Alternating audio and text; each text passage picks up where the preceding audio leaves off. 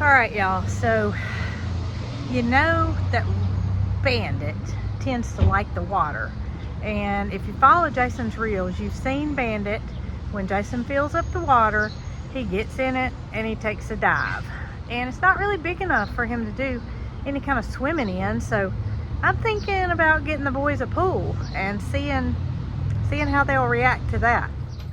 Oh my gracious, I guess that's the proper way to drink water right there. Just go all in it. You better come up for some air, boy. There we go.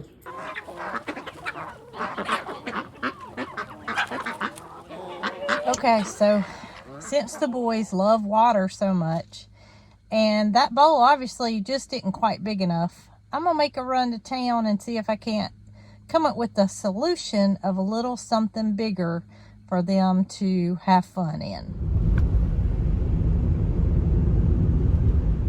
So I'd like to have one a little bit bigger than this, but I'm gonna start out small, and I'm gonna get them this pool and see if they don't like to swim.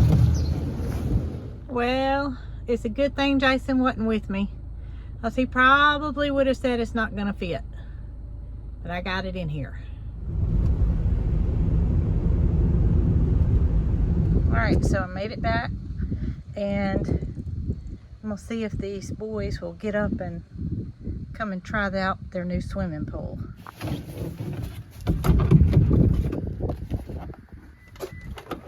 I got y'all a little something to help y'all cool off a little bit. Rocky, you wanna come try it out, buddy? Yeah, come on, Bandit, let's go see. You ready? Look here. It's a great big giant swimming pool. Oh my goodness, that looks like fun, doesn't it? All right, let's go put some water in it. All right, so I think I'm gonna put it over here under the porch in the shade, and their water obviously stays right here, so they can just take a dip, take a drink, vice versa, in that order. All right, boys, let's see. Y'all wanna help me fill it up? Yeah, let's see how y'all like this. Look at here. Look at here. Look, babies. It's big water. You want to check it out, Rock? Come here. Oh, yeah. Gonna take a drink. They might not get in it immediately, but it won't be long, I guarantee you. It just gets so hot, and they seem like they want to get somewhere and lay down, and just, uh-oh, we got one in.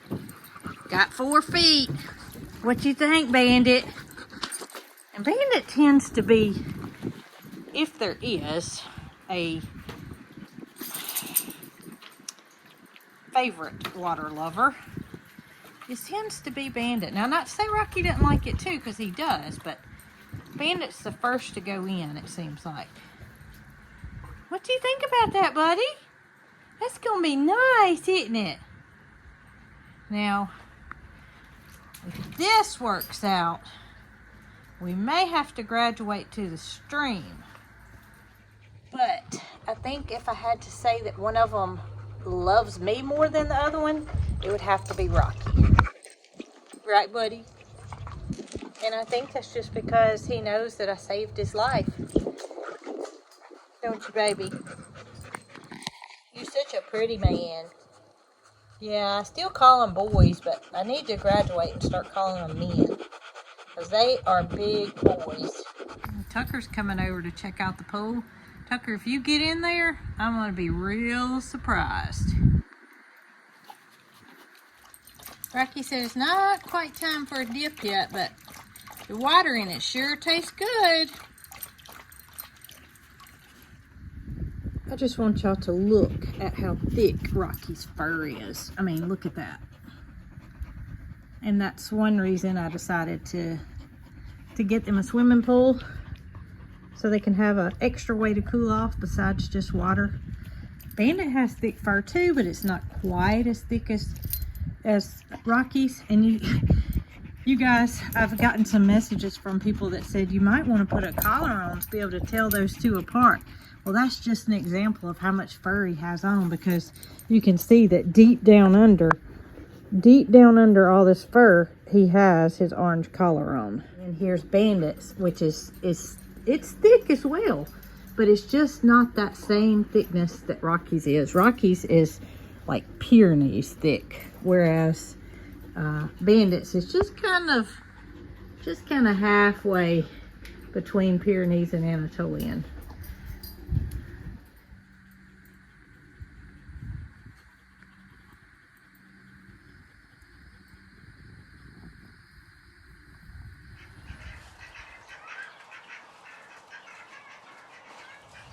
Look at these. These are green tomatoes. And recently, when Jason and I tied up all of the tomato plants onto the trellis, we use cattle panels, we lost a lot of the green tomatoes due to the weight when we went to tie them up. So I'm not gonna let these go to waste, because if you're from the South, or maybe even if you're not, you love fried green tomatoes. I know we do. So the only way that I can have a good fried green tomato in the winter without going to the grocery store and buying those nasty store-bought tomatoes is to preserve these that we have. And how am I going to do that? You'll see. So I'm just going to take them and I'm going to slice them into about 1/4 to 1/2 inch slices. And I'm gonna get rid of just those tiny end pieces. I'm not getting rid of much of it. You see how thin I sliced it off. But I'm gonna slice these into the size that our family likes, which is about like this. That may be 1/4 inch, but it doesn't have to be perfect. And then I'm just going to take the Harvest Right freeze dryer trays and lay my tomatoes flat. So this is something we've never attempted.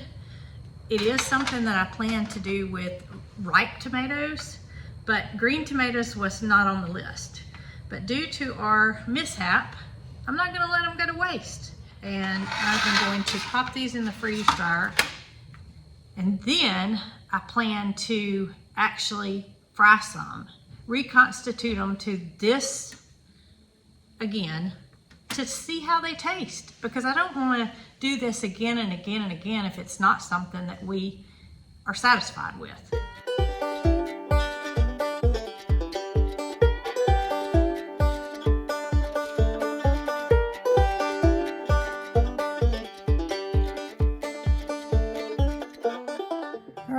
I've got all my tomatoes on the freeze-dried trays with some to spare. And I wanted to just see how many I actually did. All right, let's see, 1, 2, 3, 4, 5, 6, 7. That's 8 tomatoes that I have on the trays here. And that'll give me an idea as to how much space I'll need for my second batch if I decide to go that route. Okay, so do you think that we're gonna like the way that the fried green tomatoes turn out from the freeze dryer once we reconstitute them and fry them? I do. You do? Okay. I didn't know what to say as far as what varieties these are. Do you have any idea? Yeah, well, I can't tell by looking at them like this. I can tell you what we grew. Okay. These are going to be one of the 3. I can tell you that this one right here, by looking at it, is going to be probably the Halcinator, because it's a beefsteak. You can see how thick it is versus like this one. This is probably a Bella Rosa, and that's probably a Red Snapper and Red Snapper. That's our 3. We got another one, but it's not ready yet. Okay, so this one's starting to turn a little bit pink on us, but that's okay. We might as well go ahead and use it versus what. A lot of people like them like that, fried green tomatoes. Yeah, I was gonna say a lot of people wait until they get a little bit ripe versus being so green. Right. But we aren't partial to either or. We take them any way we can I get like them any way I can get them. And All I'm right. glad they're not going to waste. No, we're not going to let them go to waste. We hope. Now, if we don't like the way they turn out, we're not going to do it again. Yeah. But hopefully, they're going to turn out to where we'll want to do this with everything that falls off the vine. Yeah. All right, so we're going to get these in the freeze dryer. You might notice that this is a little bit different environment than what we are used to freeze drying in, and that is because we have moved it into the house. Reason being, because the garage was getting a little bit warm. It was. And we would get a warning here saying excessive temperatures. Yep. It may take a while for this procedure to take place. So, since we've moved it in the house, we've already done a batch of blackberries, and we did notice that the process went a lot faster. Yes, it is. I'm gonna place these trays on the shelves.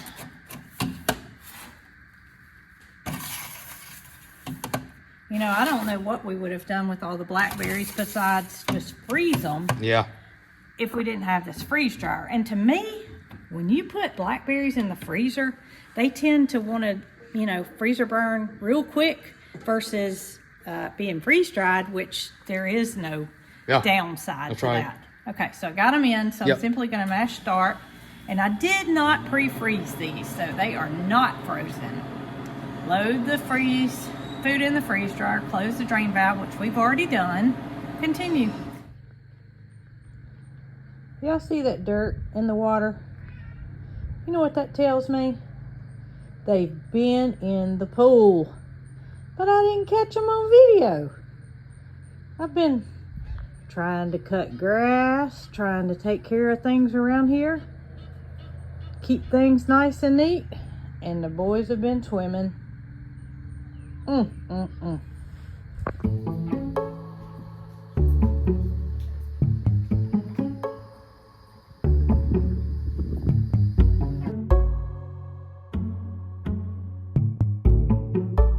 Alright, so the freeze dryer has stopped and it is time to get these beautiful tomatoes out. Oh my gracious!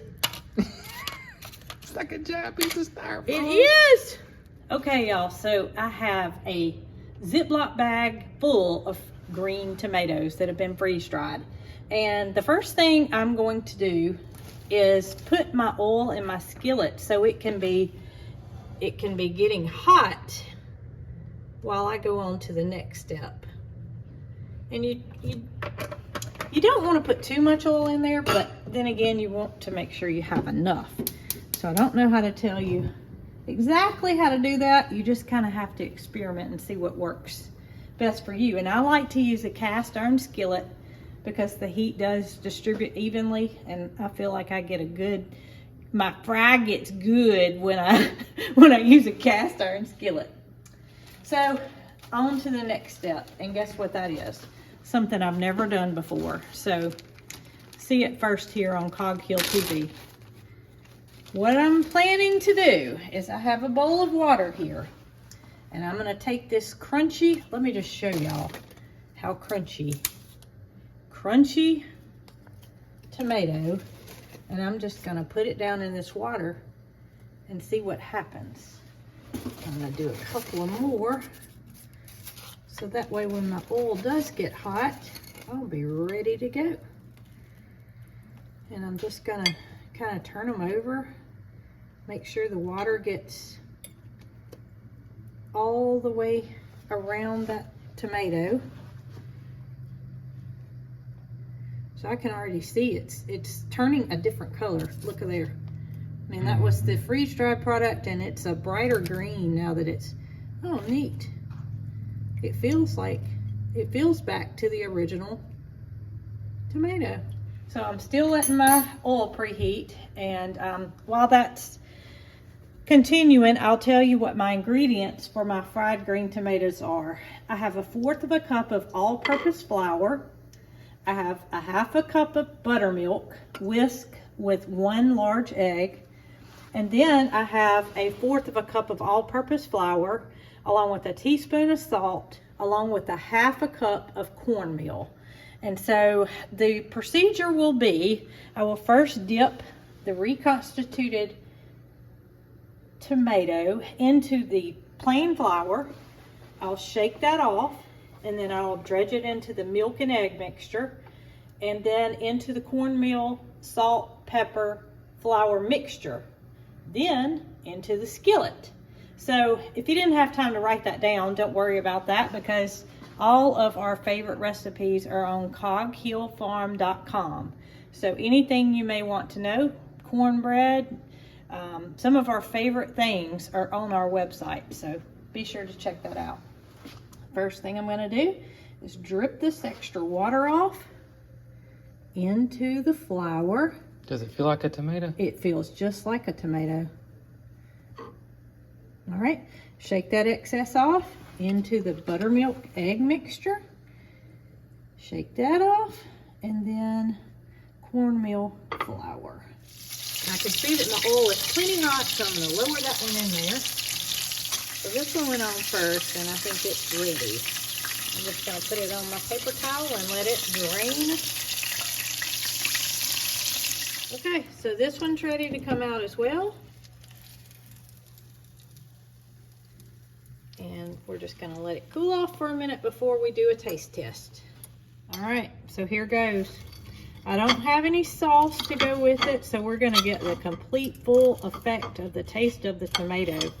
And I am an honest person, so I'm going to tell you my honest opinion. Ready? I'm ready. Hope it's not too hot, because this is honest. If it's too hot, you're going to look like a hamster eating. How is it? I feel like the tomato itself shrunk up a little bit. I think so. Well, that was the first one. See what this one, see if it's any different.